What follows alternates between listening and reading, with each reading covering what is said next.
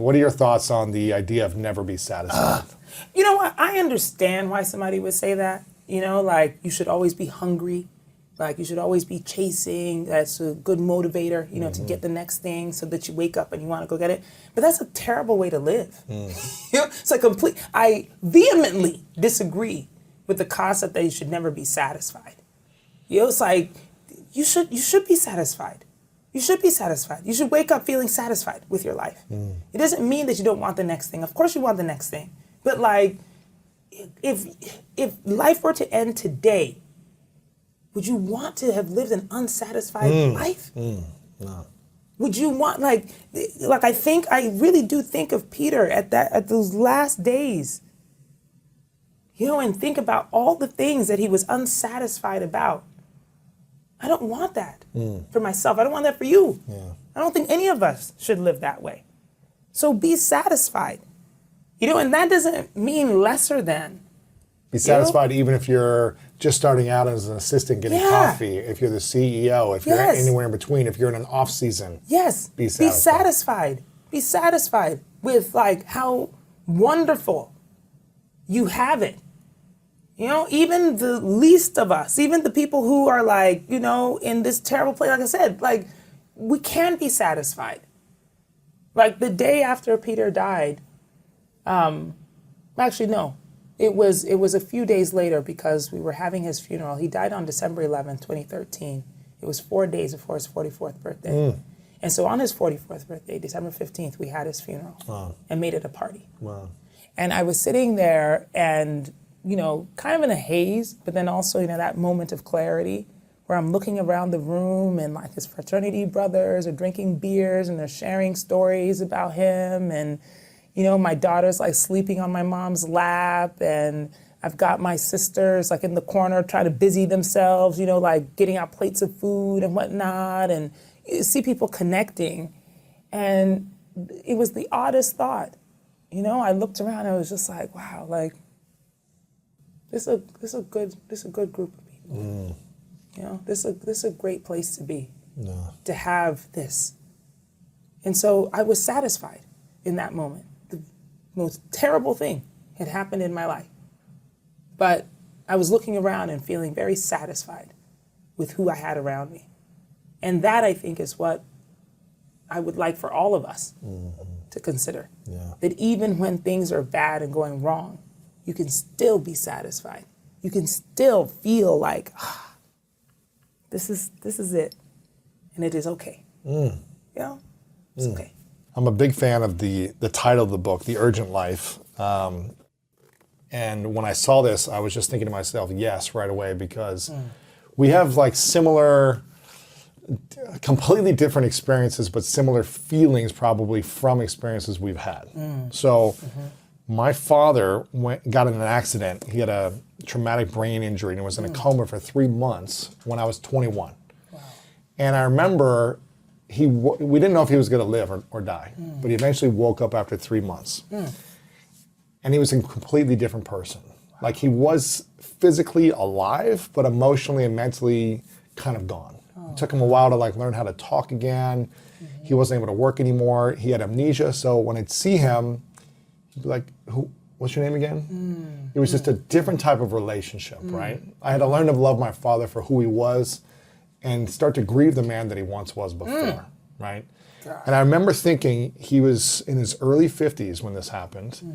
He had worked so hard for 30 years as a life insurance salesman, where he finally was starting to make money where he could like travel and have some freedom in his life. And he was starting to feel like he was happy for the first time, fully happy. Yeah. And then this accident happened. And I remember being really angry at life that my dad didn't get to go live the rest of his life the way he wanted to. And I felt like I had so much urgency to go pursue everything I wanted, like from that moment on. Yeah. I was like, I'm not gonna let any fear or insecurity hold me back.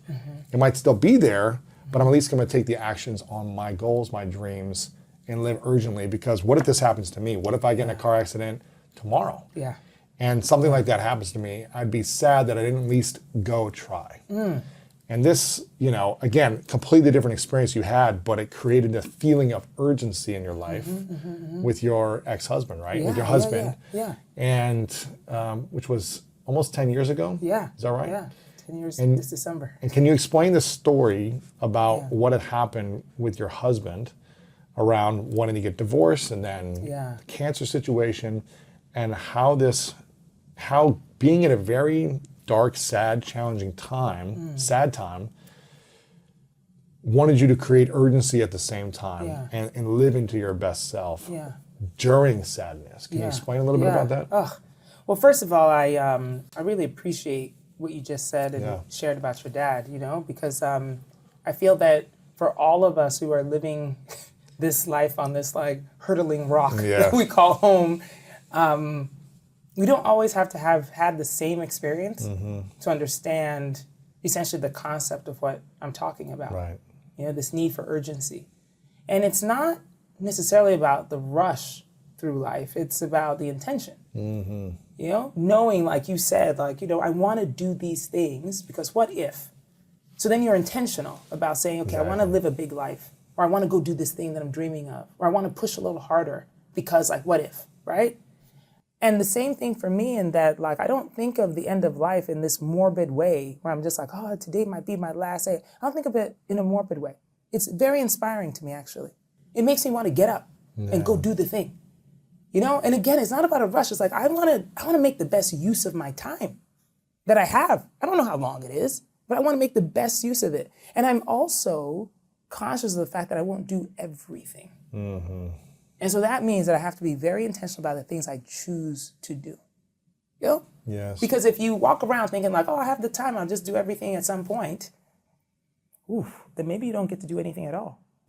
So I'm intentional in knowing that oh, okay, I might not get a chance to complete everything. So what's the most important thing? Right. And then I want to do those things. Right. And so at the time in December of 2013, when Peter passed away, we were there.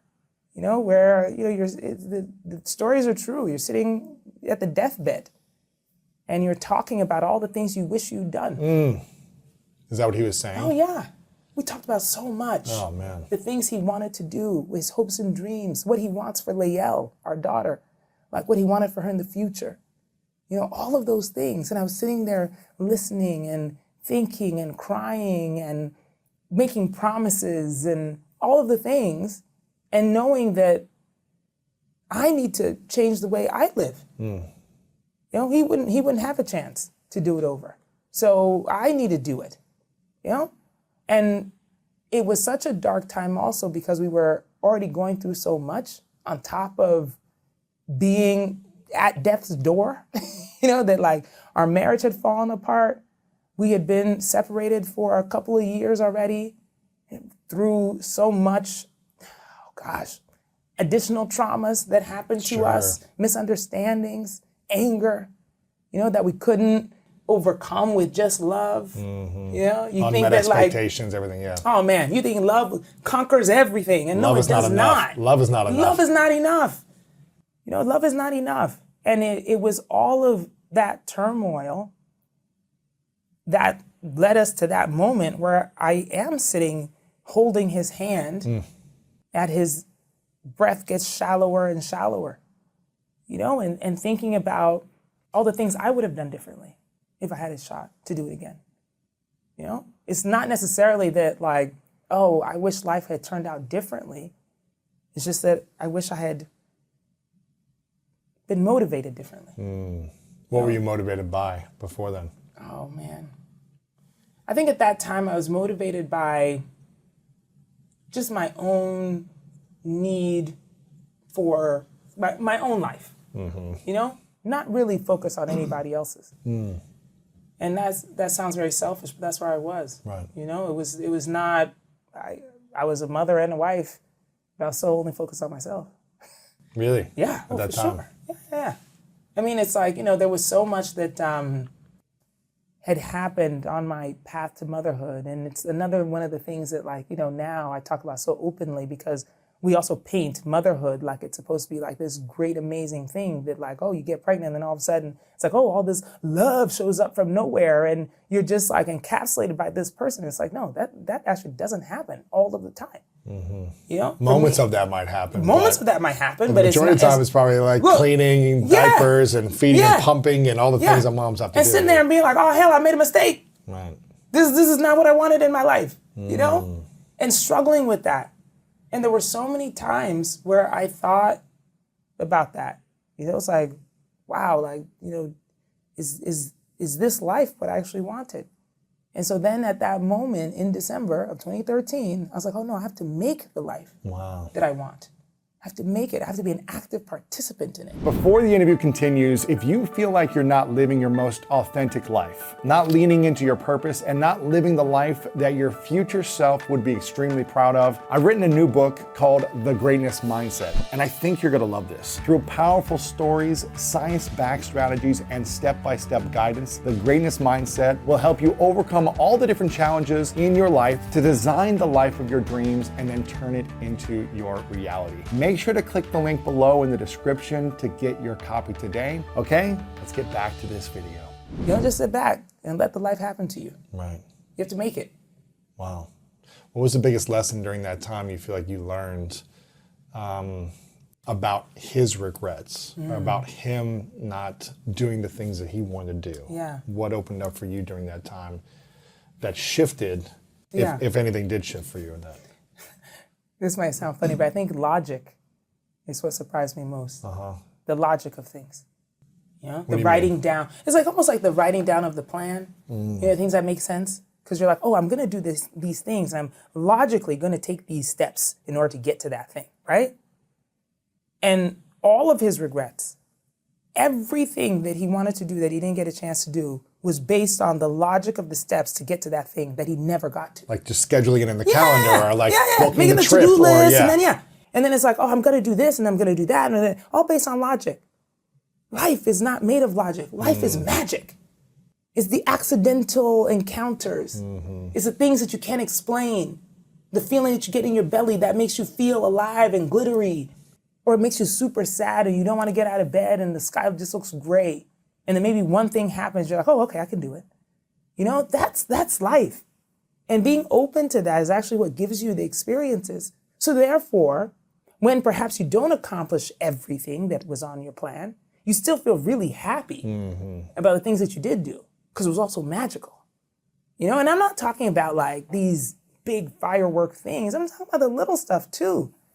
You know, the new person that you meet on the way to somewhere, you know, or like the meal that you had that you didn't think was going to be delicious, that you just really savored. Yeah. I was like, it was just magically amazing, you know, and just being appreciative of those moments. So again, it's like the life is not just about like the big stuff. It's not the headlines. You know, so to me, it's like logic is what I then threw out the window. Interesting. I was like, oh, I'm not going to live a logical life. I'm going to live a magical life. The kind that is open to all of the things I can't explain. You know, that like the writing down of the list and the making the steps. You know, and I'm not saying that you walk around just like, oh, la-di-da-di-da, whatever happens today is what happens. You know, like, look, we all got to be responsible adults. Sure. Okay. But the truth of the matter is that like, how many of our plans have been stopped because of logic? The things that you said, like, well, shoot, I can't do that because of this reason, that reason, and that reason. And sometimes it's other people's logic that actually stops you from doing the things you want to do.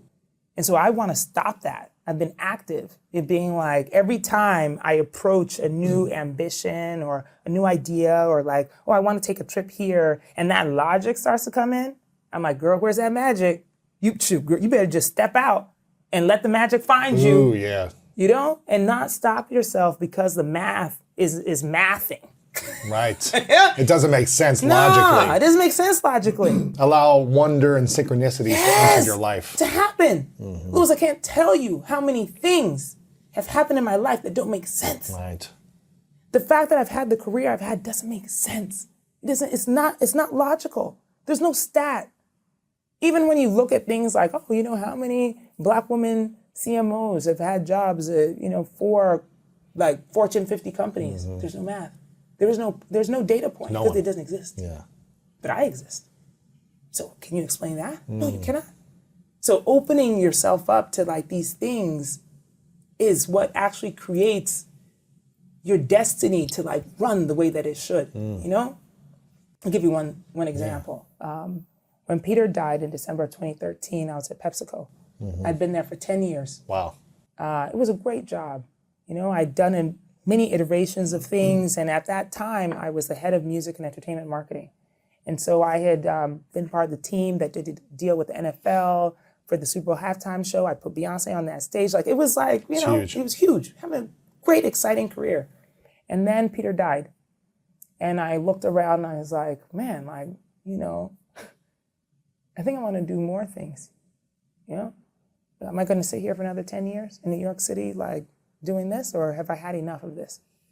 And as I formulated that thought, I went to, I think it was NBA All-Star or something like that. And I met somebody that I knew very, you know, lightly, who told me that Jimmy Iovine and Dr. Dre had started their company, Beats Music, off of the back of Beats by Dre, and that they were looking for head of marketing. Would I be interested?